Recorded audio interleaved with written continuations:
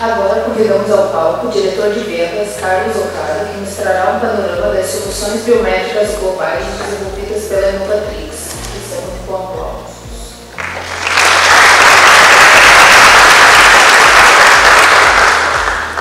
Obrigado, bom dia a todos. Prometo que eu vou ser rápido e a gente consegue se liderar para o frango com polêmica, né? Tradicional aqui do Curitiba. Bom, primeiro eu quero agradecer a organização do evento, a Elisa, que incansavelmente trabalhou, a gente acompanhou ela aí nesses dias, né? Para nós é uma honra estar com vocês. A Inovatrix, vou falar um pouquinho da empresa, a gente está com o stand de fora, onde vocês podem ver algumas soluções nossas, tanto de reconhecimento facial, em tempo real, quanto a parte de motor biométrico. E vou falar um pouquinho aqui para contextualizar vocês. O lema da empresa é construir um mundo de confiança instantânea, isso que a gente se dedica nos últimos 20 anos. E a gente é um fornecedor independente. Independente significa o quê? A gente não é integrador, a gente não desenvolve dispositivos, a gente não tem hardware proprietário, né? Então é uma tecnologia de reconhecimento tanto facial quanto de impressão digital, íris e outras modalidades totalmente independente e pode ser integrado com qualquer tipo de projeto, em tanto em governos quanto em empresas. Então aqui no Brasil a gente tem já uma trajetória de mais ou menos uns 15 anos em diversos tipos de projetos, começando com bancos, indo para fabricantes de sistemas de controle de acesso, né? Aqui eu apresentou anteriormente, a gente já trabalhou alguns projetos com eles.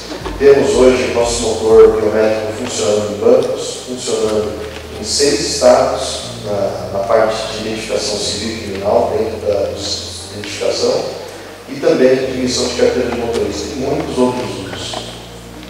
Então, nesses últimos 20 anos, a empresa fez 20 anos agora em agosto, né? Nós surgimos, fomos fundados em 2004. Em 2008, nós tivemos o nosso primeiro IFES sendo lançado, implantado em alguns países, e ao longo dos anos, a gente foi acumulando e trazendo novas tecnologias e principalmente participando dos benchmarks que qualificam a tecnologia. Isso aqui no nosso mundo significa NIST, benchmark para fingerprint, de diversos tipos de interoperabilidade, precisão, rapidez, reconhecimento facial, íris, né? Então, ao longo desses últimos 20 anos, a gente vem acumulando uma série de sucessos, né? E de ótimas qualificações dentro desses benchmarks, que eu vou falar um pouquinho mais para frente. Aqui no Brasil, como eu falei, a gente começou mais ou menos há uns 15 anos, e há 5 anos a Inovatrix tem presença física aqui no Brasil, então a gente tem uma equipe de suporte técnico, implantação de projetos, pré-venda, um time de vendas, totalmente preparado para poder atender a vocês. Hoje a empresa ela é sediada na Eslováquia, ela surgiu lá em 2004. Além da Eslováquia, a gente está presente aqui na América Latina e na América do Norte. E no resto do mundo a gente tem presença muito forte em Singapura, onde a gente tem um outro escritório, além da Europa e do Brasil, Arábia Saudita, Emirados Árabes, Índia, onde a gente vem trabalhando diversos projetos. Só para vocês terem uma ideia, né? Os maiores projetos do mundo da Inovatrix hoje estão lá na Indonésia, onde a Polícia Civil da Indonésia, a Polícia Nacional da Indonésia, na verdade, ela tem uma rede civil criminal, uma base de dados de 220 milhões de pessoas, maior inclusive que a base do TSE. Na Arábia Saudita, a gente tem um EIPS que funciona no controle de fronteiras, controle migratório daquele país, que tem um fluxo muito grande, principalmente de peregrinos muçulmanos que têm a obrigação de ir a Meca uma vez na vida. Então a gente tem um recorde diário de chega a ter 100 mil cruzamentos de fronteira. E quando a pessoa vai entrar no país é feita uma busca para ele, né? Além de que essa base é multiplicada e tal. Na Arábia Saudita é um grande caso da Inovatrix de substituição de motor biométrico pré-existente, né? Eu sei que isso é um desafio para muitos estados, um desafio para muitas entidades. Eu tenho aqui um motor biométrico que está funcionando e eu tenho receio de fazer migração. A gente tem muita experiência em fazer migração de motores em vários lugares do mundo, no Brasil inclusivo. Tá? Então hoje, se somar todas as bases de dados, todos os projetos que a gente tem entregues no mundo, a gente tem aí, eu diria que até mais, 1,5 milhão de pessoas cadastradas, cada uma das suas bases de dados, mas somando tudo, né? 600 projetos de larga escala crescendo, os algoritmos estão no ponto de vista, eu vou falar depois um pouquinho sobre esses algoritmos, presentes aí em mais de 80 países, e a gente tem hoje aproximadamente 220 colaboradores distribuídos pelo mundo. Então aqui para falar um pouco dos projetos, eu vou colocar todos aqui na tela de uma vez só, eu já falei da Indonésia, na verdade aquele slide está desatualizado, não são 180, são 320 milhões. Tem um projeto muito grande na Tailândia de emissão de ID, então a gente tem uma base civil de 60 milhões. Na África a gente tem alguns projetos muito interessantes de base biométrica para registro de eleitores, equivalente que seria o TSE. Qual que é o diferencial lá? O cadastramento teve que ser feito em modo de força-tarefa, então o país que nos contratou implantou o motor biométrico, estações de captura, e eles tiveram que fazer o cadastramento dos eleitores em tempo recorde. Uma das coisas que a gente pegou nesse projeto, que é muito interessante de citar, porque o algoritmo de reconhecimento facial ele consegue fazer estimativa de idade da pessoa aproximada. Então tem a possibilidade de eventualmente detectar um menor de idade. E a gente pegou milhares de menores que foram cadastrados como se fossem maiores para poder votar, aumentando assim uma possível fraude eleitoral. Aqui no Brasil, a nossa história com o motor biométrico começou em 2018, quando nós implantamos o primeiro estado, em base civil, permissão de carteira de motorista. Na sequência, a gente implantou 5 bancos, fazendo a substituição de um fornecedor de biometria que tinha um algoritmo com uma qualidade que não atendia os padrões dos bancos, fizemos a substituição. E na sequência, vieram os estados com a implantação de civil criminal dentro dos de identificação, em projetos ligados à emissão da RG, agora sim. Né? Então, nesse momento, só para elencar os estados que a gente tem hoje a tecnologia da Matrix funcionando, nós estamos no Maranhão, no Piauí, no Espírito Santo. Neste ano, nós implantamos o Ceará, nós implantamos também o Pará, fizemos a substituição de uma tecnologia que estava começando a ser implantada com dificuldade, já está funcionando. E agora, nesse momento, nós estamos fazendo a implantação na PCDF, substituindo o motor biométrico atual do PCDF, que é um grande desafio para a gente, né? Mas a gente entende que tem essa capacidade, o projeto está praticamente concluída essa migração. Então, para falar um pouco dos algoritmos, né? A notícia mais recente que nós temos é com relação ao algoritmo de reconhecimento facial que foi qualificado no FRTE. Né? Aqui, quando a gente publicou, ele estava ainda na versão anterior. Na versão mais atual desse benchmark, que foi lançado há 1 ou 2 semanas, a gente está entre as 10 primeiras empresas de uma lista de 150. Tá? Então, existe, inclusive, vale ressaltar que o reconhecimento facial, aqui corroborando o que falou o Alan, o que falou também o Iago, né? Com relação ao avanço da tecnologia, se você pegar a evolução dessas empresas todas, incluindo a Matrix, de 10 anos para cá, a precisão dos algoritmos aumentou absurdamente. Só que isso aqui é uma corrida, como se fosse uma corrida maluca. Né? Toda semana, todo mês, existe uma versão nova de um novo fabricante, seja em comercial ou não, podem ser universidades, né, que lançam sua tecnologia, ou então institutos de pesquisa, então não são tecnologias disponíveis comercialmente. E muitas delas nem sequer chegam à utilização, por exemplo, de investigação forense. Né? Eles estão lá para a parte de consumo, autorização de pagamentos e assim por diante. Então, lá no início também é possível ver a evolução da Inovatrix em termos de precisão. Quando eu estipulo assim, tabaco, significa a taxa de falsos positivos. Né? Então, ela vem caindo muito ao longo do tempo. Nós somos muito bem qualificados também no algoritmo de latentes de impressão digital, no ELFD, onde nós estamos ali empatados com o primeiro lugar. Em alguns lugares, em algumas categorias do teste, nós estamos em primeiro, em algumas nós estamos em segundo. Isso é resultado da dedicação, do aprimoramento desse algoritmo, né, treinamento dele, com base de dados. Essa informação nós temos, inclusive, no nosso site. A Inovatrix, ela utiliza geração sintética de biometrias para poder treinar o algoritmo. Então, tem duas IAs. Tem uma IA gerando padrões biométricos, que são, digamos, palpáveis, similares à realidade, e com essa base de dados, com essa massa de informação gerada, eu faço o treinamento do meu algoritmo. E isso tem, já nos últimos anos, provado que é muito eficiente e tem elevado a qualidade dos nossos algoritmos, que a gente pode ver na vida real do teste, e quem faz o teste é o NIST, outra base de dados reais, com diversas metodologias, né?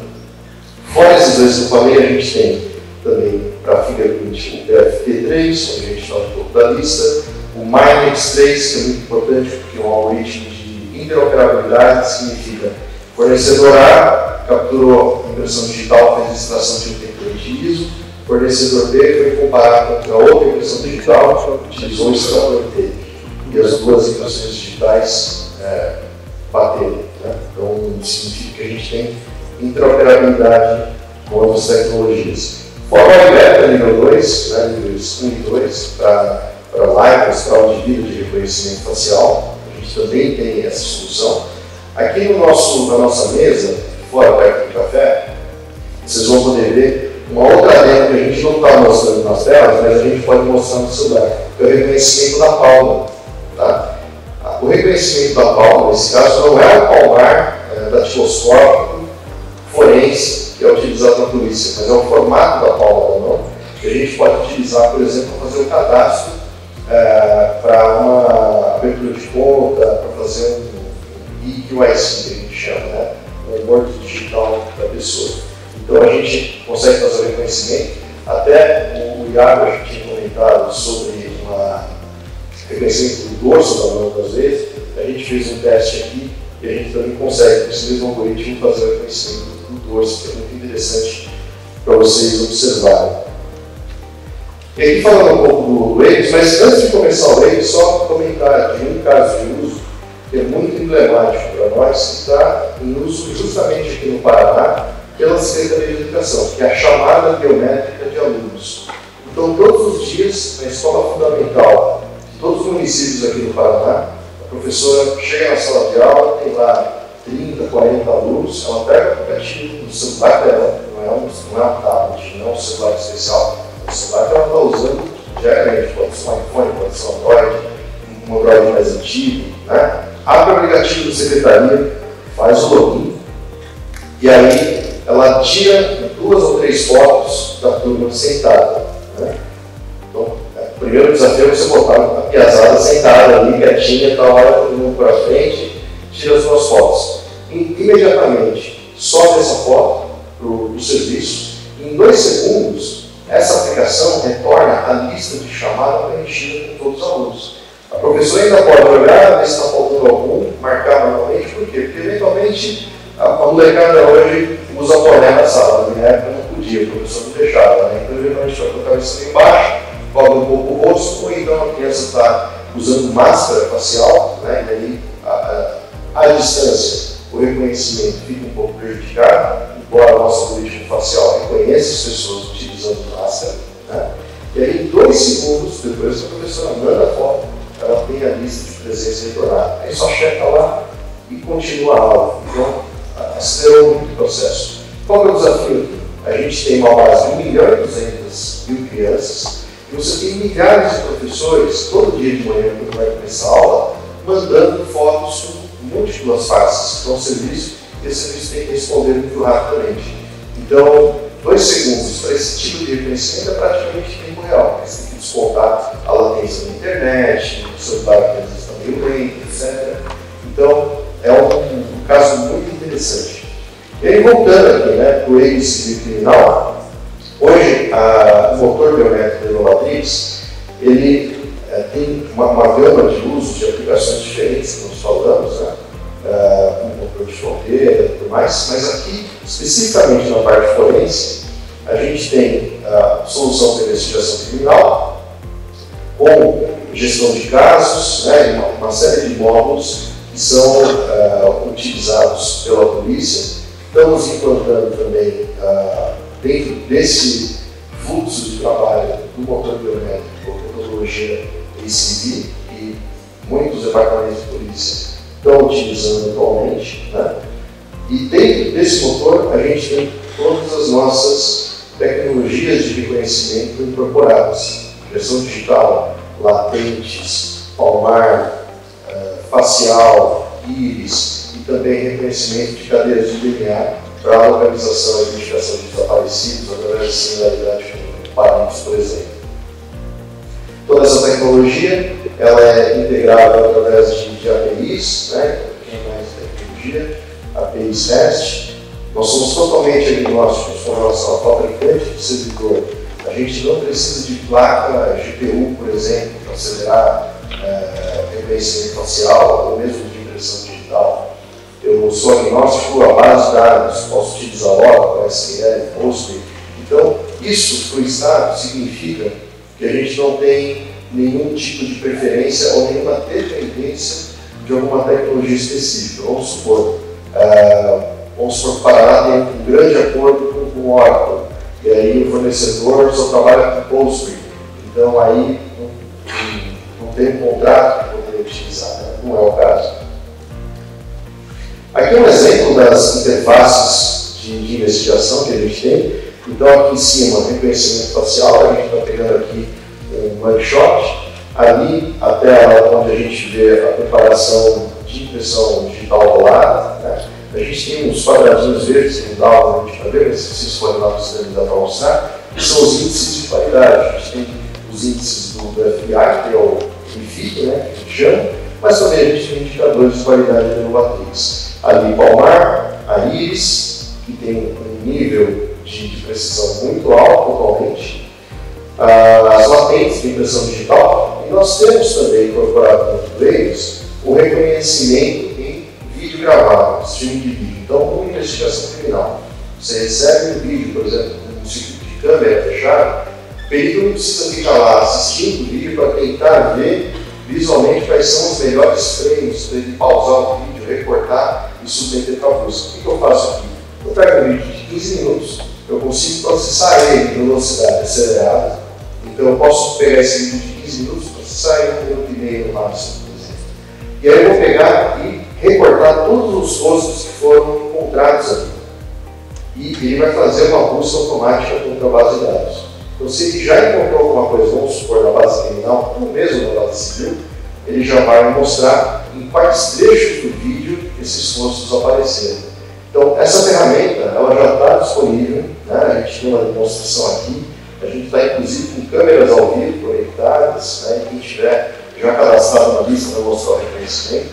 E oferecemos também, dentro desses módulos, as ferramentas para o perito poder fazer análise. Como a gente trabalha nas palestras anteriores, o algoritmo ele te dá uma lista de suspeitos, mas quem faz a verificação, quem faz a confirmação é o perito. A tecnologia só facilita o trabalho, digamos, mais bruto, né?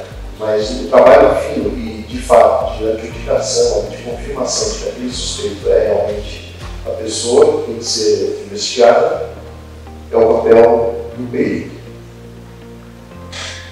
Então aqui um diagrama simples, né, de como que funciona, captura das evidências de crime, análise, submeter para identificação dentro do veículo, em qualquer modalidade que for, e aí tem a gestão de casos, editor de latentes, onde o perito pode marcar, a gente tem lá uma autodetecção das minúcias, uma latente, por exemplo, mas tem estados onde o perito faz questão de marcar ele mesmo cada um dos pontos. Ele tem ferramentas para poder facilitar e aumentar a produtividade. Então, pelo menos para dar um primeiro indício de quais seriam as melhores minúcias para fazer busca, né?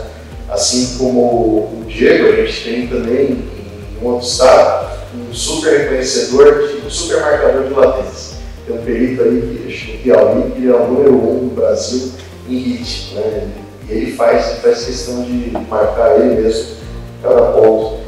E o ponto mais importante, né, a velocidade de busca. Então, eu tenho tenho estados hoje com base de quase 15 milhões de pessoas. O tempo de resposta aqui, se você for fazer um cadastramento civil, a gente está falando de 1 segundo. E se for latente, dependendo da complexidade, das rotações que eu preciso fazer, e uma série de coisas, eu estou falando de poucos segundos, eu não estou falando de horas. Né? A gente vê, por exemplo, algumas especificações técnicas, termos de referência, especificando o tempo de resposta para custo de latente de até 5 horas, 1 dia. Né? Hoje, nós temos tecnologia utilizando uma capacidade de servidores muito menor do que no passado, respondendo em segundos e não horas. Então, eu já falei da Indonésia, né? Passando aqui caso a caso. A Indonésia, como eu falei, um projeto hoje com 220 milhões de pessoas à base de dados, mais de 3 mil estações de captura, com finger, com 10 dedos solares, face e íris. Na Indonésia, inclusive, a gente teve um outro uso da nossa tecnologia no evento do G20, que aconteceu em Bali 2 anos e meio atrás, onde a nossa solução de reconhecimento facial em tempo real foi contratada para conectar as câmeras de vigilância do evento e áreas anexas, onde tem todas as delegações passando, e as imagens capturadas pelas câmeras foram cruzadas contra a lista de fusão vermelha da Interpol, lista de foragidos, diversas listas da polícia da Indonésia e dos países vizinhos. Tá? E nós encontramos um suspeito de terrorismo ali que estava em uma dessas listas. Aqui no Brasil, eu já falei para vocês dos estados onde nós implantamos e estamos funcionando. Inclusive, teve um caso que foi no Maranhão, onde a gente migrou a tecnologia que estava funcionando lá fazia quase 20 anos, e tinha na base de dados uma certa disparidade de qualidade de captura. Tá? Então, tinham dados com muito baixa resolução, tinha muita ficha em papel escaneada com baixa qualidade, tinha muita foto de criança, né, na galeria, tudo uma galeria só. E a gente foi fazer a duplicação dessa base, que na época devia estar mais ou menos com 7 milhões de pessoas no momento da migração. Quando a gente fez a duplicação, apareceram 4 milhões de hits, que eram falsos positivos devido à baixa qualidade de comparação entre imagens de baixa qualidade. Então, o que acontece? Tem falso positivo aí. E a gente precisou criar ferramentas para alta resolução dessas publicidades encontradas, porque senão seria humanamente impossível para a equipe de peritos do Estado poder resolver. Então, reduziu de 4 milhões para mais ou menos 10 mil hits, que eram positivos verdadeiros. E aí sim o perito pode fazer um trabalho muito mais eficiente. Na INE, a gente também tem um projeto de somente criminal, hoje 500 mil registros, onde teve digitalização de ficha DECA, né? Então a gente não tem problema de trabalhar com ficha escaneada de papel. No Pará, por exemplo, hoje está acontecendo captura ao vivo, né, para provar civil, que alimenta a base de dados do eles, e também a alimentação a partir do acervo de 16 milhões de fichas em papel que estão sendo escaneadas e alimentadas aí às dezenas de milhares todos os dias. Bom, basicamente é isso que eu queria mostrar para vocês, falar um pouquinho da Inovatrix, uma empresa que está aqui totalmente disponível para poder atendermos. Se quiserem vão lá, a gente conversa um pouquinho mais, demonstra ali o que nós temos de solução. E agradeço de novo a oportunidade de desejar um bom fim de semana para vocês. Obrigado.